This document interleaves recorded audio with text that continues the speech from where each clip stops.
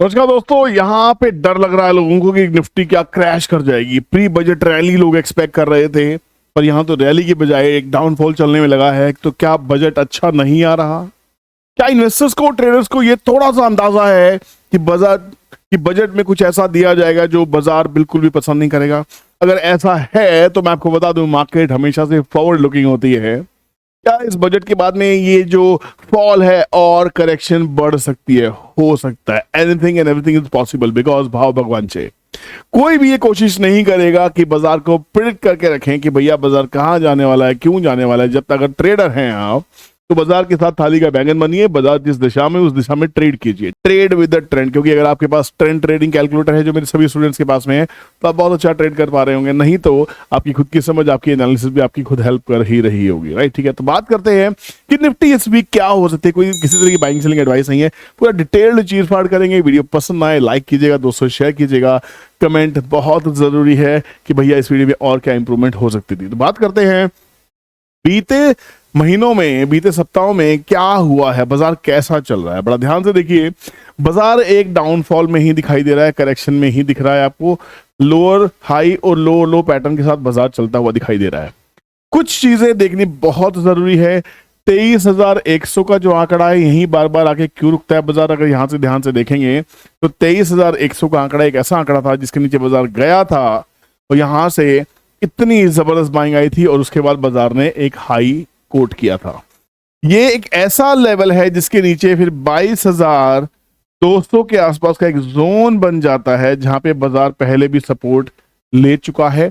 काफी कंसोलिडेशन की थी, उसके बाद ब्रेकआउट आया था। सेलर्स ने सेलिंग करने की कोशिश की थी, फेल हुए थे, ट्रैप हुए थे, शॉर्ट कवरिंग हुई, बहुत तेजी से बाजार चला था। तो यहां पे सभी चीजें देखते हुए एक चीज और भी है कि 100 डेज की जो मूविंग एवरेज है, वो अब बढ़ते बढ़ते 21,944 के आसपास आ गई है। बाजार चल रहा है 23,090 के आसपास। अगर आप ध्यान से देखें तो अभी तक इसने बैंड होना शुरू नहीं किया है, हालांकि थोड़ा सा फ्लैट हो रही है। अगर ये यहां से बैंड हो गई तो भैया बाजार और तेजी से गिरेगा। फिर बाजार को 20,000 के आसपास जाने से कोई नहीं रोक सकता, ये मैं आपको बता देता हूं। तो 100 डेज मूविंग है, उसके ऊपर ध्यान रखिए, बड़ी इंपॉर्टेंट है। अगर यहां से 100 डेज मूविंग एवरेज मैच करती करती अपना डायरेक्शन ऐसा ही रखती है, तो यहां कहीं 22,200 के आसपास में बाजार अपना एक 100 डेज मूविंग एवरेज को क्रॉसओवर करता हुआ, टच करता हुआ, सपोर्ट लेता हुआ दिखाई देगा। यहां से एक बाउंस बैक आ सकता है। पूरा दारोमदार, क्योंकि इस हफ्ते में कुछ दिन बचे हैं और बजट आने वाला है, सबकी निगाहें बजट पे रहनी चाहिए कि क्या होगा, बजट के कौन से बेस्ट पिक्स हो सकते हैं। उसका वीडियो नेक्स्ट आने वाला है, उसको प्लीज ध्यान से रखिए। चैनल को सब्सक्राइब करके रखिए, बेल नोटिफिकेशन को हिट रखिए। दोनों चैनल्स में से किसी भी चैनल के ऊपर वो वीडियो आ सकता है, आपको पता होना चाहिए। तो दोनों चैनल्स को आपको सब्सक्राइब करना है ताकि वो वीडियो आपसे मिस ना हो। कौन सी बेस्ट बजट पिक हो सकती है, कौन सी थीम सरकार इस बार खेल सकती है। हमने लास्ट बजट में भविष्यवाणी करने की कोशिश की थी, इस बार फिर भविष्यवाणी करने की कोशिश करेंगे कि सरकार क्या सोच रही होगी। क्या हम उस सोच के थोड़ा सा पास जा पाएंगे?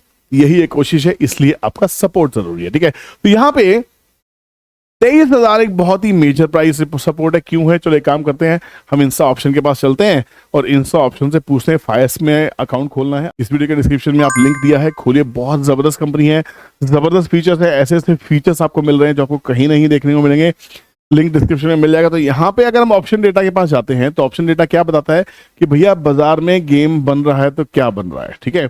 यहाँ हम जाते हैं ओआई स्टैट्स के पास में। ओआई स्टैट्स आपको क्या कहते नजर आ रहे हैं? पिछली जो वीडियो बनाई थी वहां पे हमने देखा था कि 23,000 के नीचे सपोर्ट उतने ज्यादा हेल्दी हैवी सपोर्ट नहीं थे, बट यहाँ पे 23,150 एक सपोर्ट दिखाई दे रहा है, 23,250 एक रेजिस्टेंस दिखाई दे रहा है, उसके ऊपर रेजिस्टेंस है।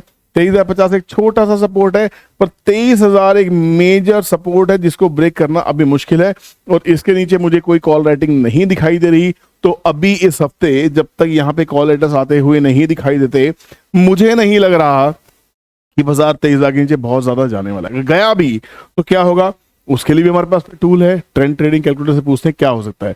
अगर बाजार 23,000 के नीचे है, 23,090 के आसपास चला, 23,104 बहुत ही इंपॉर्टेंट है, इसके ऊपर बाउंस करेगा। 400 देखो कल क्या हुआ, बाजार 23,100 से 23,400 तक भागा है, वापस 400 से 100 तक आया। कितनी जबरदस्त वोलेटिलिटी, एक ही दिन में 1000 पॉइंट से ज्यादा निफ्टी घूमी है। 1000 पॉइंट से ज्यादा क्या ट्रेडिंग दी है भाई साहब, दिमाग खराब हो गया देख के। तो यहाँ पे 23,000 के नीचे का बाजार गया, 2 लेवल ब्रेक होते दिखाई देंगे। स्टॉप लॉस हिट हो जाएंगे लोगों के, 22,800 तक लोगों के स्टॉप लॉस बाहर हो जाएंगे। और उसके बाद जरा सा भी सरप्राइज बजट में मिला आपको अंदाजा नहीं है, शायद ये रैली आपसे मिस हो जाएगी। बट कहीं ना कहीं मुझे लग रहा है कि ये जो मंदी है, जो करेक्शन है, आपको थोड़ा सा डीप हो सकती है। कहीं ना कहीं ये करेक्शन जून से लेके शायद सितंबर तक रह सकती है, मुझे ऐसा मानना है, क्योंकि वहां पे जो गैप बने हुए हैं 20,000 के आसपास की निफ्टी के, अगर वो पूरे हो जाए तो बेहतर रहेगा। और उसके बाद जो रैली ब्लू चिप्स में स्टार्ट होने वाली है, स्मॉल कैप की रैली आप सबने देख ली है, ब्लू चिप की रैली आपने देखी नहीं है।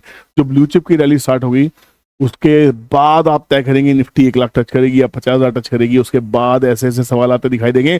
उसके बाद सारे मीडिया हाउसेस बोलेंगे कि भैया अब निफ्टी 50 आ जाएगी, अब निफ्टी 1 लाख जाएगी, ऐसी बातें निकल के आएंगी। ठीक है, तो यहाँ पे पूरा दारोमदार पूरे हफ्ते की क्लोजिंग 22,950 के नीचे नहीं होनी चाहिए। 22,800 एक डेड सपोर्ट रहेगा, इसके ऊपर जब तक बाजार है हम ये ट्रेडिंग जोन को प्ले कर सकते हैं। इसका फोटो ले लीजिए, ये लेवल्स आपके सामने, इसको क्लिक कर लीजिए, ये लेवल्स नोट कर लीजिए, बड़े ही इंपॉर्टेंट लेवल्स है। तो यहाँ पे पूरा गेम क्या दिखाई दे रहा है, पूरा गेम है यहाँ पे पुट राइटर्स और कॉल राइटर्स का। यहाँ पे मेजर पुट राइटिंग 23,000 के आसपास में, इसके नीचे आपको कॉल राइटर्स की शक्ल दिखाई भी नहीं दे रही होगी। जैसे यहाँ पे अगर आप देखेंगे, यहाँ पे कॉल राइटर्स के साथ में पुट राइटर्स भी आपको इन्वॉल्व है, ऊपर के लेवल पे पुट राइटर्स भी हैं, नीचे के लेवल पे कॉल राइटर्स एग्जिस्ट नहीं कर रहे। इसका मतलब ये है कि शायद उतनी ज्यादा मंदी ना हो जितना हम सोच रहे हैं।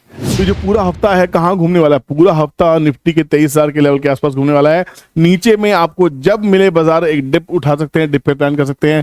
अगर हम देखें कि इस पूरे हफ्ते में बढ़ने घटने वाले शेयर कौन से, जिनमें स्टॉक्स में लॉन्ग बिल्डअप देखने को मिला, Ambuja Cements, Bharti Airtel, Britannia, Colgate Palmolive, Asia Motor, इनमें हमें लॉन्ग बिल्डअप देखने को मिला। शॉर्ट कवरिंग काफी देखने को मिली, ACC, AU bank, Coforge, Dixon, Hindustan Lever, बड़े स्टॉक्स में आपको स्टॉक कवरिंग देखने को मिल रही है। तो यहाँ पे प्रॉफिट बुकिंग जहाँ पे हुई वो आरती इंडस्ट्रीज, अदानी एंटरप्राइजेस, अदानी के स्टॉक्स में, यहाँ पे एशियन पेंट्स में अभी भी प्रॉफिट। एशियन पेंट एक ऐसा स्टॉक है जो काफी दिनों से ओवरसोल्ड में चल रहा है, इस पर नजर बना के रखिए। कभी भी जब भी बाउंस करेगा मिनिमम 10 से 15% की रिटर्न वहां से निकाल के देगा, ध्यान रखना, ठीक है ना। यहाँ पे short buildup about India, AB Capital, Adani सोल में, अदानी पोस्ट में, अदानी में फिर से शॉर्ट बिल्डअप बनता दिखाई दे रहा है। तो यहाँ पे बड़ा मिक्स सा सेंटीमेंट लग रहा है, बहुत मिक्स सेंटीमेंट है। अगर हम बात करते हैं बैंक निफ्टी की, तो बैंक निफ्टी का डेटा क्या कहता है। बैंक निफ्टी की बात करते हैं तो बैंक निफ्टी में आप देख सकते हैं 48,400 के आसपास बैंक निफ्टी चल रही है। यहाँ पे आपको कॉल राइटर्स पुट राइटर्स दोनों दिखाई दे रहे हैं। तो बैंक्स में जो सिचुएशन है वो उतनी क्लियर नहीं है जितनी क्लियर निफ्टी में दिखाई दे रही थी। यहाँ पे कुछ मिक्स एंड मैच है, बट बैंक निफ्टी थोड़ा सेलिंग प्रेशर में ज्यादा दिख रही है, तो बैंक्स के ऊपर ज्यादा दारोमदार है। यहाँ पे अच्छा परफॉर्म करने के लिए आने वाले रिजल्ट कैसे रहेंगे, बड़े बड़े बैंक्स के रिजल्ट अच्छे आने चाहिए। HDFC ने अच्छा परफॉर्म किया है, तो यहाँ पे बाकी बैंक्स के रिजल्ट को देख के बाजार की पोजिशंस वापस बनती हुई दिखाई देंगी। बट फिलहाल के लिए जो मेजर सपोर्ट है तो 48,000 एक अच्छा खासा सपोर्ट दिखाई दे रहा है। 48,000 के नीचे बाजार नहीं जाता दिखाई दे रहा है। अगर गया भी तो शॉर्ट कवरिंग होगी, बहुत फास्ट मूव आएगी।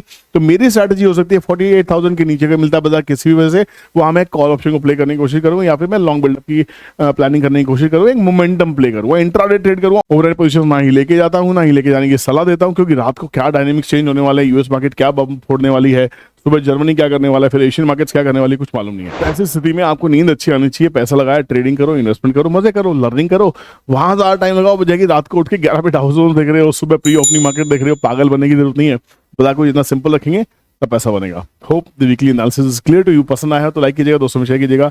आपके एक लाइक, एक कमेंट से हम मोटिवेट हो जाते हैं। Thank you so much, take care, bye bye, जय हिंद।